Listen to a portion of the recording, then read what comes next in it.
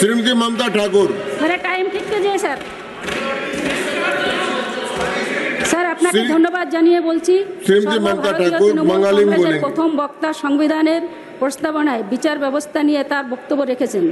আমাদের দ্বিতীয় বক্তা সংবিধানের প্রস্তাবনা একটি গুরুত্বপূর্ণ উপাদান।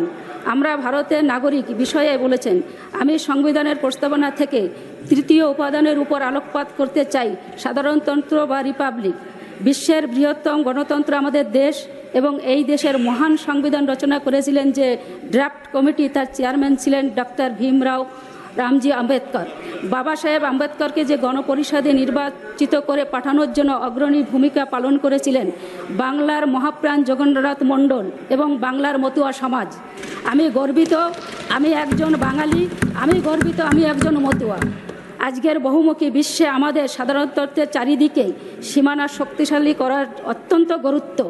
আমাদের সার্বভৌম ভূখণ্ডে দখলদারিত্ব, আমাদের সৈন্যদের উপরে আক্রমণ, আগ্রাসী উদাসন এবং সীমান্তে অবিরত খণ্ডযুদ্ধ অবিলম্বে মনোযোগের দাবি রাখে। ভারত বাংলাদেশের 4000 কিলোমিটার সীমান্তের মধ্যে কেবল পশ্চিমবঙ্গই বাংলাদেশের মধ্যে 2217 কিলোমিটার সীমান্ত ভাগ করে, যা অন্য 4টি রাজ্যে মিলিত সীমান্ত থেকে বেশি। বাংলাদেশের সংখ্যালঘু এবং তাদের উপাসনালয়ের উপর সাম্প্রতিক সহিংসতার ঘটনাগুলি গভীর উদ্বেগজনক এবং নিন্দনীয়। আমরা যেমন বাংলাদেশের সংখ্যালঘুদের নিরাপত্তার পক্ষে কথা বলি, কেন্দ্রীয় সরকারের উচিত ভারতের সংখ্যালঘুদের জন্য তা নিশ্চিত করা। কিন্তু আমাদের আন্তর্জাতিক বাধ্যবাধকতা বজায় রাখার জন্য কূটনীতিবিদের সম্পত্তি এবং নিরাপত্তা অধিকারিত্ব দিতে হবে। এই আলোচনার শেষে প্রধানমন্ত্রীকে অবশ্যই সদনে এসে তার বক্তব্য জানাতে হবে।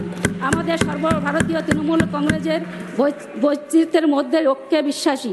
আমি আমাদের নেত্রী মমতা বন্দ্যোপাধ্যায়, অভিষেক বন্দ্যোপাধ্যায় এবং আপনাকে ধন্যবাদ জানাই আমাকে এই ঐতিহাসিক আলোচনায় অংশগ্রহণ করার সুযোগ করে দেওয়ার জন্য। ধন্যবাদ। জয় বাংলা। ধন্যবাদ।